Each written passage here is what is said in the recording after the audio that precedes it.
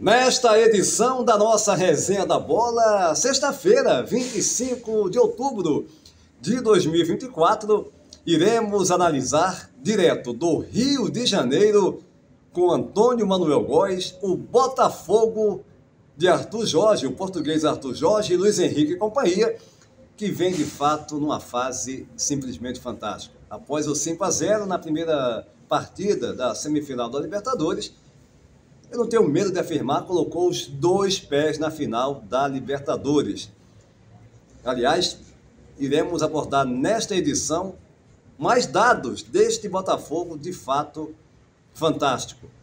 Já Fernando César, direto de Curitiba, no Paraná, irá analisar o outro brasileiro, o Galo Mineiro, o Atlético, que ao fazer 3-0 no River Plate na primeira partida, jogo esse na Arena MRV em Belo Horizonte, jogando em casa, também abriu uma grande vantagem para ser o outro finalista da competição e termos mais uma final brasileira na Libertadores. Robinson Lessa, em Penedo Alagoas, vai destacar o Corinthians na Copa Sul-Americana. Primeiro jogo em casa ficou no empate 2-2 com a boa equipe do Racing e agora vai ter que decidir na casa do adversário na Argentina. Outra equipe que também vai decidir a vaga ou não, a final da competição da Sul-Americana, é o Cruzeiro, do Fernando Diniz e companhia, que ficou no empate em 1-1 com o Lanús, o jogo da ida, jogando em BH. Tudo isso, não sai daí, gente. Fiquem ligados, essa edição está muito boa após a nossa vinheta.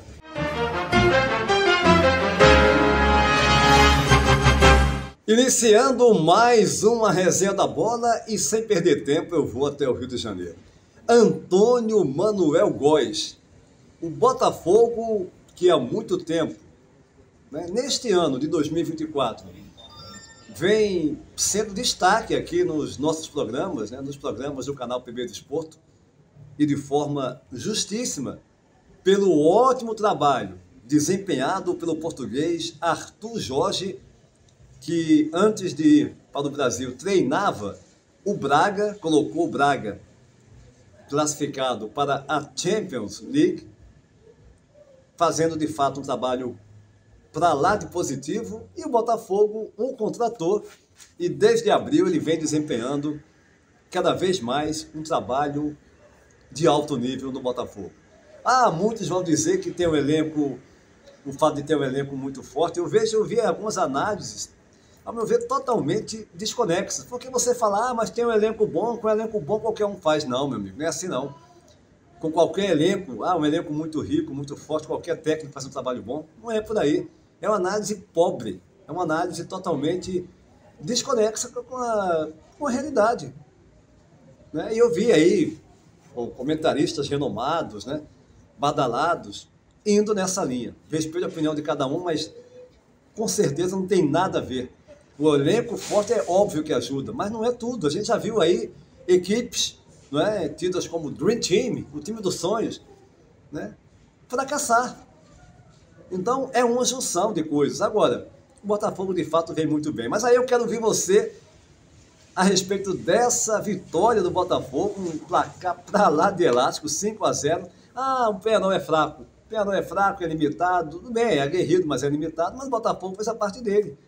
E está aí, eu já disse na abertura, para mim, com os dois pés na final. Quero lhe ouvir. Um abraço, Antônio Manuel. Olá, Júnior, Robson, Fernando e seguidores desta Resenha da Bola. Sem dúvida, uma vitória épica no nível das históricas jornadas do Botafogo entre 1960 e 70. Lá se vão 60 a 50 anos passados. Sem comparar com Newton Santos, Garrincha, Manga, Quarentinha, Paulo Valentim, Zagallo, Sebastião Leônidas, Gerson, Afonsinho, Jairzinho, Paulo César Caju e outros diferenciados daqueles tempos já remotos.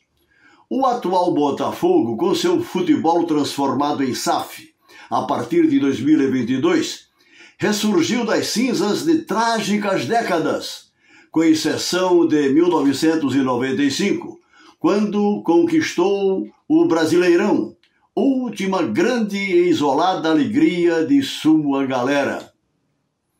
2 anos atrás, o Clube Empresa da Estrela Solitária, promovido com o título da Série B de 2021, por pouco deixou de garantir o retorno à Libertadores, habilitado todavia para a disputa da Sul-Americana de 2023.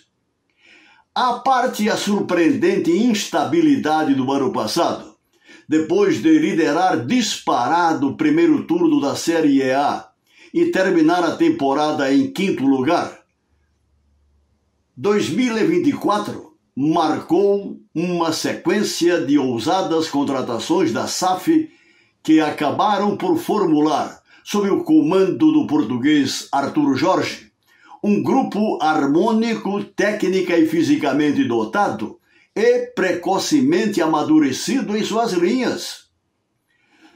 Ao desmontar a retranca do Peñarol última terça 22 do Engenhão, com arrasadores 5-0 no segundo tempo, no primeiro dos 2 desafios pela semifinal da Libertadores, o Botafogo já é um potencial finalista da competição continental, salvo se todos os deuses, todos eles, em todas as mitologias, se incorporarem ao time inteiro dos uruguaios, próxima terça em Montevidéu, e mesmo assim, com os pés nas costas, o alvinegro carioca irá à decisão 30 de novembro no Monumental de Núñez de Buenos Aires.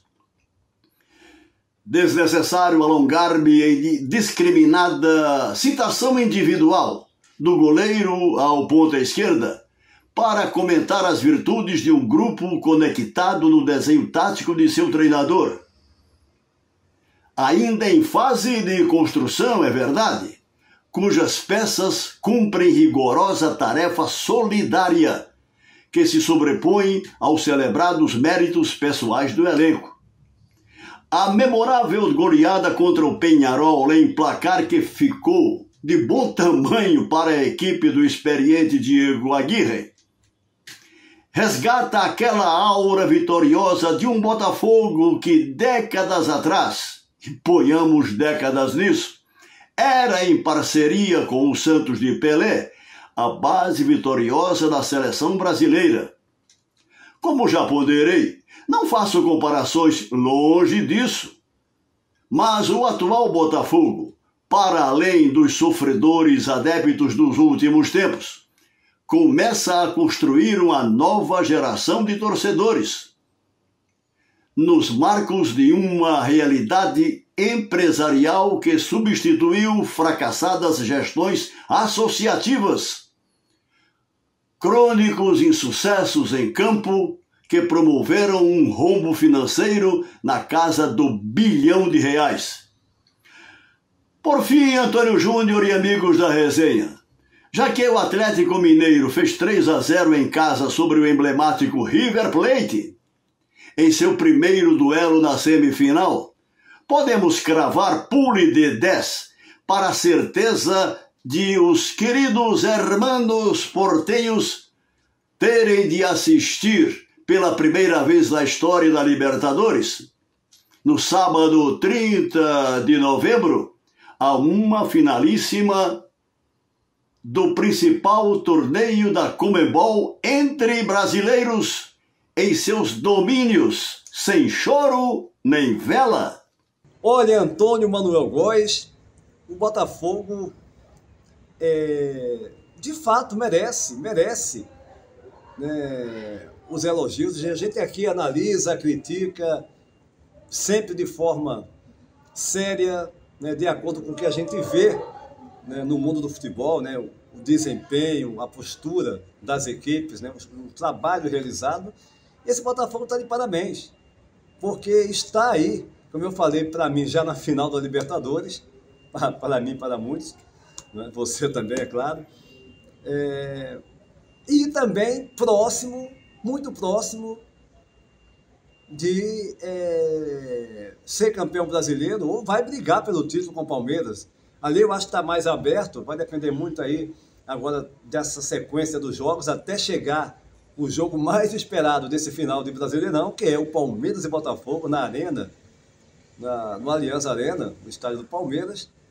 Mas o Botafogo também tem a vantagem de um ponto que, não é nada, é uma vantagem, e o Botafogo vem jogando muito bem. Teve oscilações aí nas últimas partidas, como eu comentei aqui, como eu opinei aqui, nos outros programas aqui do nosso canal, mas é uma equipe muito certinha, todos os setores, né, estão ali muito uniformes, está tudo funcionando. E o Luiz Henrique que faz, hein? Aí, quer dizer, tudo favorável. Botafogo que de fato pode, inclusive, igualar, né, o que o Jorge Jesus, o outro português que brilhou no Flamengo, fez em 2019. Foi campeão da Libertadores e campeão brasileiro, né, ali em questão de dias. Mas o assunto agora é a outra equipe brasileira, o Galo Mineiro, o Atlético. Que atuação também da equipe de Milito, Hulk e companhia. O Atlético não tomou conhecimento, de fato, do River Plate, uma equipe que vinha sendo apontada, e ainda é, né, como um dos favoritos. Ok, que pegou equipes das outras fases, né, na fase de grupos, depois na sequência da Libertadores, não tão fortes assim, mas vinha vencendo, estava invicto, enfim, aí tomou esse chocolate mineiro do Galo.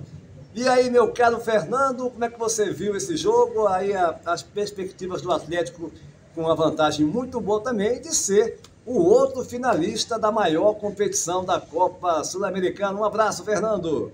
Olha, Júnior, a situação do Cruzeiro não é nada agradável, porque o torcedor no último confronto com a equipe do Lanús pela Copa Sul-Americana perdeu a paciência, inclusive com o técnico Fernando Diniz. Afinal, é bom lembrar que já são 5 jogos que o Fernando Diniz vem comandando a equipe da Raposa e não conseguiu ainda uma vitória.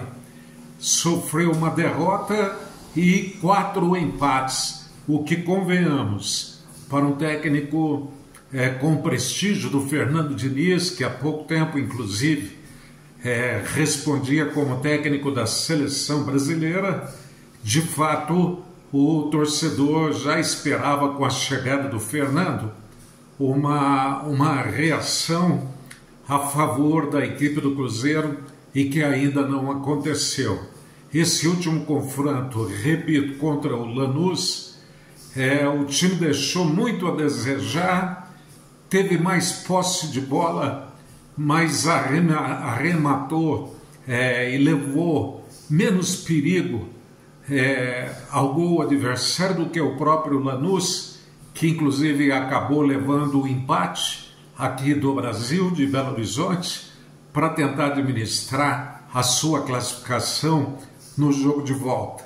Se serve como consolo para o próprio técnico Fernando Diniz, ele vai ganhar reforço para esse jogo de volta, marcado para a próxima quarta-feira, na casa do Lanús, e mesmo também pelo Campeonato Brasileiro, porque coincidentemente será o adversário do Atlético Paranaense jogando aqui na Arena do Rubro-Negro Paranaense, e o técnico Fernando Diniz já passa a contar com retornos de jogadores considerados titulares. Ele já vai ter aí a volta do Matheus Henrique, que se recuperou de lesão, estará voltando, e o Japa também ao meio de campo é outro reforço que o Fernando Diniz terá.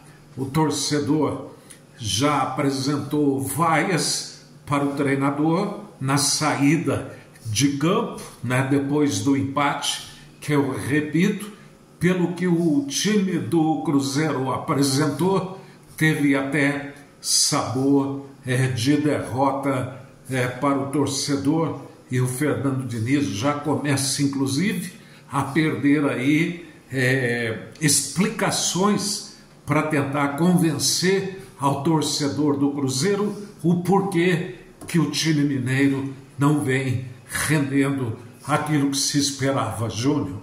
Olha, Fernando, a gente tem realmente tudo para ter uma final, mais uma, né?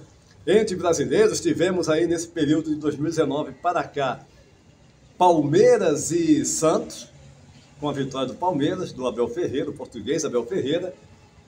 Tivemos também o Flamengo e Palmeiras, com a vitória do Palmeiras, enfim, as duas conquistas de Libertadores do Abel Ferreira. E agora muito próximo, não só de termos uma final brasileira, mas que irá, no caso de ser confirmado, né, no caso de se confirmar, Atlético Mineiro e Botafogo reeditando a primeira final do Campeonato Brasileiro, de forma oficial, como foi criado em 1971, que coube o título à equipe do Atlético Mineiro. Então, muito próximo de termos, de fato, mais uma final brasileira. O Brasil, de fato, está dominando, né, o cenário da Libertadores da América já há um bom tempo. Mas agora o assunto é a Copa Sul-Americana. Meu caro Robinson Lessa, direto de Penedo, Alagoas, a bela Penedo, nordeste do Brasil. Dois brasileiros envolvidos nessa semifinal, Corinthians e Cruzeiro. E o Corinthians, apesar de fazer, sobretudo na primeira etapa, uma grande partida, o Yuri Alberto, né, o Memphis, Depay também jogando muito, enfim. Mas o Corinthians ficou no empate com o Lanús em 2-2. Como é que você analisa esse jogo? E também o empate do Cruzeiro, que deu um mole, hein?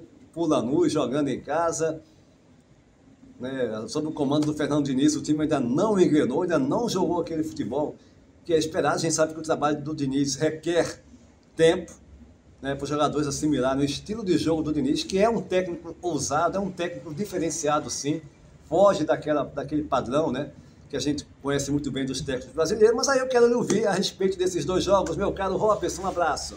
Olá, Júnior, olá, amigos do Resenha da Bola. Estamos chegando aqui para falarmos um pouco sobre a disputa da edição 2024 da Copa Sul-Americana. Torneio continental que chegou na fase semifinal. E no transcorrer dessa semana tivemos dois confrontos em que os representantes brasileiros, não estiveram bem. Não renderam a contento, não fizeram o dever de casa, algo crucial. Inicialmente o Cruzeiro recebeu o Lanús em pleno estádio Mineirão, não saiu do empate por 1-1.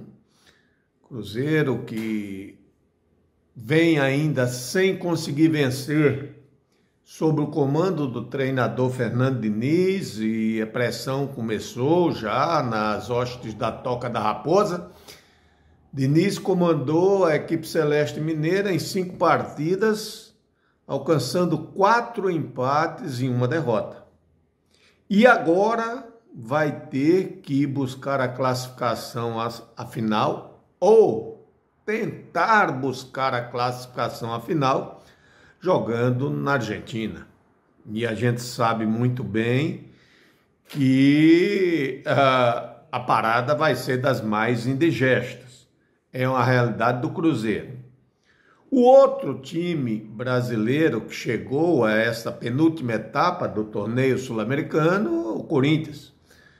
Corinthians que no domingo foi eliminado pelo Flamengo da Copa do Brasil, no meio dessa semana empatou com o Racing, 2-2, um confronto dos mais movimentados. A gente que tem acompanhado um pouco do futebol argentino, no nosso modo de entender, o Racing hoje é quem pratica o melhor futebol no país portenho.